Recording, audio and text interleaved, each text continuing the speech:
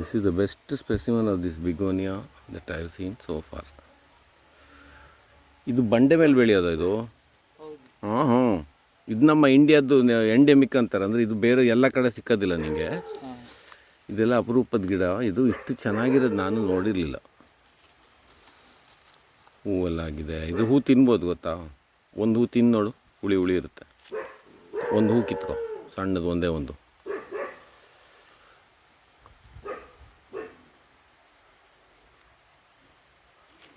ಒಣಗಿದ ಬೀಜನೂ ಆಗಿದೆ.